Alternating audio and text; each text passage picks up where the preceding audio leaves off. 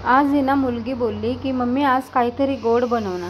तर म्हटलं ठीक आहे बनवते. तर म्हटलं आज आपण रसगुल्ला बनवूया. तर मग ह्या पद्धतीने मी इथे रसगुल्ले बनवले आहे.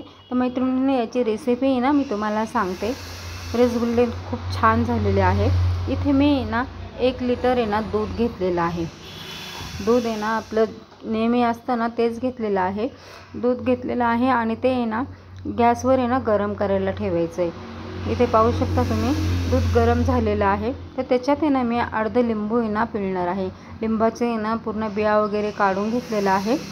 तर त्याच्यामध्ये लिंबू पिळून सोडलेला आहे. इथे पाहू शकता लिंबू टाकलं की त्या रसाच्या याने ना लगेच दूध आहे ना फाटायला सुरुवात होती. इथे पूर्ण दूध आहे ना फाटलेलं आहे. इथे पाहू शकता तुम्ही. लिंबू पिळल्यानंतर आहे ना आपण 5 मिनटं परत पूर्णपणे उकळून घ्यायचं आहे, जेणेकरून पाणी एकीकडं आणि पनीर एकीकडं होईल. ते जे पाहू शकता तुम्ही इथे सुंदर असं दूध उकळलेलं आहे आणि हे बा पनीर वेगळं झालेलं आहे आणि पाणीसुद्धा वेगळं झालेलं आहे. तर आता हे आहे ना आपण छानपैकी आहे ना गाळून घ्यायचं आहे. तर हे पूर्णपणे असं थंड होऊन द्यायचं आहे. पाहू शकता तुम्ही. आता मी इथे एक आहे ना चाळणी घेत आहे. तर चाळणीवर आहे ना मी एक कपडा स्वच्छ धुतलेला कपडा आहे ना त्याच्यावर टाकणार आहे. पाहू शकता की मी एक कपडा टाकलेला आहे आणि त्या कपड्यावर आहे ना आपण जे पनीर आहे ना ते टाकणार आहोत. हे पाणी पूर्ण निथळून गेलेलं आहे. आता याच्यावर आहे ना लिंबू पिळल्यामुळे आहे ना उग्र वास नको यायला थोडासा, म्हणून 1 ग्लास आहे ना थंड पाणी मी ॲड करणार आहे. इथे पाहू शकता तुम्ही. आणि छानपैकी पूर्ण पाणी परत काढून घ्यायचं आहे आणि कपड्या बांधून आहे ना थोड्या 15 मिनटं आहे ना असंच ठेवायचं आहे, जेणेकरून ते पाणी आहे ना पनीरचं पूर्णपणे निथळून जाईल. एक घट्टसर गोळा तयार होईल ह्या पद्धतीने. तर इथे पाहू शकता तुम्ही हे 15 मिनटं मी ठेवलेलं आहे. तर 15 मिनटानंतर आहे ना मैत्रिणींनो पाहू शकता तुम्ही हे झालेले आहे इथे 15 मिनटं. 15 मिनटानंतर आता आपण आहे ना हे खोलायचं आहे. एक घट्टसर गोळा तयार झालेला दिसेल तुम्हाला. इथे बघू शकता तुम्ही. एका ताटलीमध्ये मी हे काढून घेतलेलं आहे पूर्ण पनीर. छानपैकी गोळा तयार झालेला आहे. पाणी सगळं निघून गेलेलं आहे. तर आता त्याच्यात आहे ना मी मिल्क पावडर ॲड करणार आहे 1 वाटीभर. हे ऑप्शनल आहे, तुम्ही केलं तरी चालेल, नाही केलं तरी चालेल. तर हे गोळा पूर्ण फोडून घ्यायचं आहे. इथे पाहू शकता. आता इथे मैत्रिणींना खरी मेहनत आहे.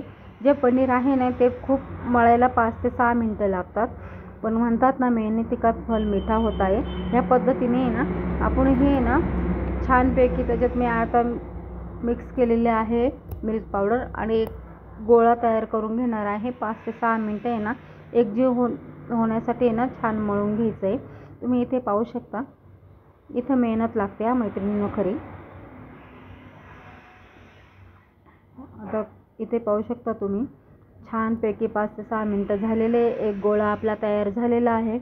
आता याचे ना छोटे छोटे आहे ना आपण बॉल तयार करणार आहोत.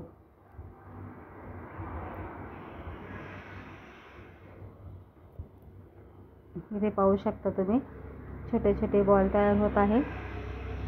हे पहा किती सुंदर असे हे बॉल तयार झालेले आहेत. पीठ छान आपलं असं मळून घेतलं ना पनीर की छानपैकी बॉल तयार व्हायला काही वेळ लागत नाही.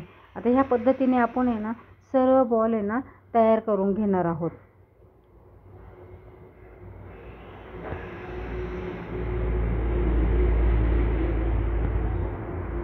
हे इथे पाहू शकता सर्व बॉल तयार झालेले आहे. आता हे बॉल आहे ना आपण गोड पाण्यामध्ये सोडायचे. तर त्यासाठी आहे ना मी एक टोप आहे ना गॅसवर ठेवलेलं आहे. त्याच्यामध्ये आहे ना मी एक तांब्या पाणी ओतणार आहे आणि ना 1 पावशर साखर घेतलेला आहे. तर तुम्ही साखरेचं प्रमाण कमी जास्त घेऊ शकता, गोड जास्त लागत असेल तर, पण शक्यतो गोड नसतातच हे जास्त, त्याच्यामुळं मी ना पावशर साखर घेतलेली आहे. आता एक उकळी येऊन द्यायची आहे. पाक वगैरे तयार करायचा नाही आहे याचा. फक्त उकळी आली की ते बॉल आहे ना आपण त्याच्यामध्ये ॲड करणार आहोत आणि एक 15 ते 20 मिनटं कमी गॅसवर आहे ना छानपैकी ते उकळून घ्यायचे आहेत. तर इथे पाहू शकता तुम्ही ना पूर्णपणे साखर मेल्ट व्हायला लागलेले आहे. झालेली आहे इथं आपली ही साखर मेल्ट. आता हे बॉल त्याच्यात सोडत आहे मी. हे पहा ह्या पद्धतीने आपण सर्व बॉल त्याच्यात सोडायचे. आणि कमी गॅसवर आहे ना छानपैकी 20 मिनटं आहे ना होऊन द्यायचे. एकदम स्लो गॅस ठेवायचा आहे. म्हणजे पाहू शकता तुम्ही असे छानपैकी टम फुगतात ना, स्पंची पण होतात छान. हे पहा इथे सर्व मी बॉल सोडलेले आहे. आता इथे आहे ना छानपैकी आपण उकळून देणार आहे. इथे पाहू शकता तुम्ही 15 मिनटं माझे झालेले आहे. बॉल पण कसे सुंदर असे मोठे मोठे झालेले आहे. डबल जे छोटे गोळे होते त्याच्यात डबल झालेले आहे. हे छानपैकी ना एका बाउलमध्ये काढून घ्यायचे, थंड होऊन द्यायचे आणि खायला घ्यायचे. मस्तच लागतात. जर आवडली ना रेसिपी मैत्रिणींनो तर नक्की फॉलो करा. तुमच्या एक फॉलोने ना एक नवीन आशा मिळते, अजून काहीतरी नवीन बनवण्यासाठी एक असं वाटतं की नवीन काहीतरी बनावं आशा मिळते. तर त्याच्यामुळे तुम्ही नक्की फॉलो करा. रेसिपी आवडल्यास लाईक कमेंट आणि हो शेअर करायला पण विसरू नका. तर ह्या पद्धतीने ना हे बॉल्स बघू शकता तुम्ही किती छानपैकी स्पंज झालेले आहे.